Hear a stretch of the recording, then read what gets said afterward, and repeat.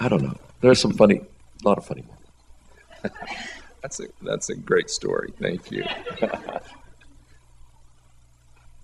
Looks like we have another young man that might ask. Thank you, Paul. How did you motivate your workers each and every day? Why did they want to come to work each and every day?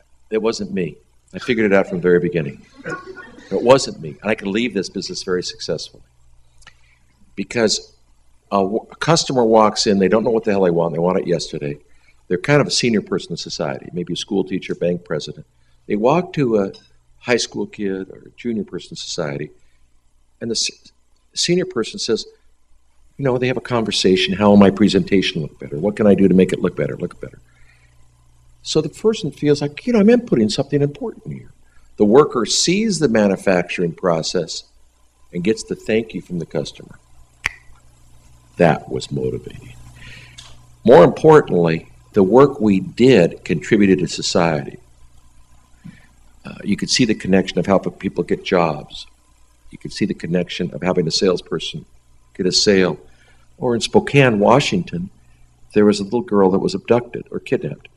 And the family went to the police force first, they went to us second. Those are powerful connections to contributing to society. How many of you have ever seen that ad with the baby in the tire? Did you ever see that ad? Michelin ad? You're too young. You didn't watch football. You never saw the ad? Well, there's this baby riding in a tire, and they're trying to say if you make better tires, the babies will be safer, right? Wasn't that ad also at the workers at Michelin to say, you know, if I make a better product, I might save somebody's life?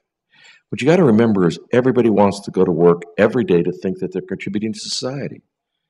They don't want to say, I'm just doing something selfish and just aggrandizing. They want to say, this is a contribution. And we, our business, could definitely feel we're contributing to society. So they were self-motivated. And my wife told me the best quote. Management is to remove obstacles. The only reason you have a boss is to make your life simpler, not harder. So does it make sense for a boss to say, oh, let's go out and burden these workers so they can be more unproductive? I mean, that's their whole job. So my job was to really run interference with the counter workers. Thanks. Was that part of the reason why you referred to everyone in Kinko's as a coworker? I didn't like the word. You know, the word employee comes from a steel mill. You employ steel. I didn't like that. And I think the word staff means like you got an infection. Do you think that that most of the opportunity that's out there today is going to be technology related? No. Most? Maybe a lot, but I think people got to eat. There'll always be a bathroom for paper, won't there? I mean, people are going to take a computer to the bathroom. There'll always be a market for shelter, clothing. If you look at how consumers are 65% of the economy, its basic needs are met by food, shelter, and clothing, entertainment. You're not going to go to movies. You're going to drive your car. There's so many other expenditures besides computers and technology. That you strike me as a very tactile individual that likes to deal with people. It seems to me like technology is taking us away from those partnerships that you refer to in life. I get so baffled how somebody could sit in front of that stupid TV screen for 8 hours a day. Like, that's reality. I don't understand how you can sit there and just look at this nonsense screen all the time, as if it's something. I don't understand it. Why don't you walk down, and then these people in school, they got the earplugs with the music. Why don't you just walk and try to have a conversation and observe? Life is there with the outside planet, not that silly screen. It's a supplement. I made a lot of money. I made money from computers, but I never liked them. I don't know how to type. Why would I want a computer? I've never done an email. I don't want to do that. I don't like phone calls either. Shifting gears just a little bit, I'm just real curious for a person who's been very successful in their life and built a very successful business and has a wonderful family and all, and that's. Did you ever ask yourself, though, in your business, why you were able to build? I go down this fancy house I have, and I look down. I go down the stairs, and I said, "Me? How did I get all this?" I always baffled at this. I'm not supposed to be the one that's successful. All my friends, they all studied. I'm always, not looking like I'm studying very hard. Never write notebooks. They look at me like, "Wait, I did everything right. I did it by the system. How do you get it, Paul? There's no reason. You shouldn't have any of this stuff. How did you do this?" And there's a little, it doesn't seem fair. I never worked past 5. I never worked on weekends. And it just seems chicken shit to most people. Doesn't it seem chicken? I didn't seem like I burned the midnight oil. I was worrying constantly. Staying up all night worrying. A lot of mental work. But it just doesn't seem fair, does it? Well, no, I don't know if it doesn't seem fair. It seems unusual. Were you just in the right place at the right time? Yeah. Luck has a lot to do with it. I think in the first location, I didn't know Pardal was the main traffic pattern of Isla Vista. And I found this little place for $100 a month. I had no idea it was the main artery. It was just serendipitous. I look at a lot of things that happened. It was just serendipitous. If I chose the wrong location, I don't think I would have stayed in business.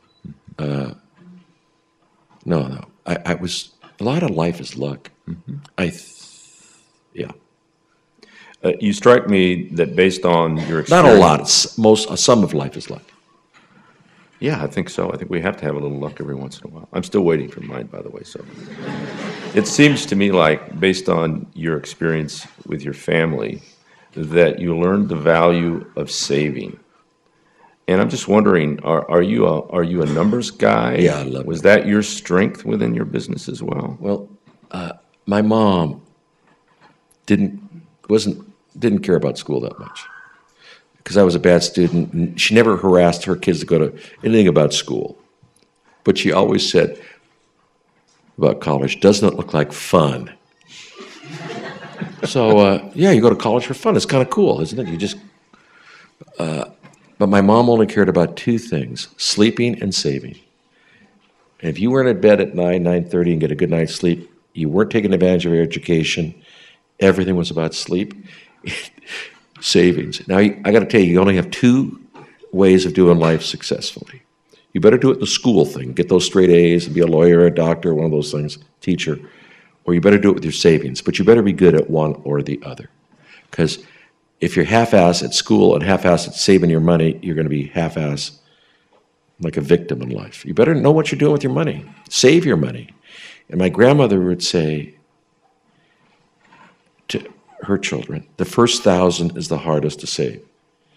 And I'd say maybe now the first $10,000 is the hardest to save. But then you have $10,000, somebody says something, you say, "Oh yeah, it's an opportunity." And then you start making money on your money, and you make money on your money. But it is hard to save the first bit and get against the addiction of spending. Don't you have this idea that the big banks and all these big people just can't wait to suck every ounce of energy out of you with these horrible bank interest rates, credit card debt, you have to have the Rolex watch, the fancy car, all that nonsense. They just want to, it's terrible not to have financial discipline. So, I was always a real saver all my life. Very miserly, stingy. Thank you, Paul. It looks like we have another question up here. Hey, Paul, my name is Nicholas. I just wanted to know, what were some of your first business obstacles that you talk about as far as, making it easier for just your company? Biggest obstacles were myself.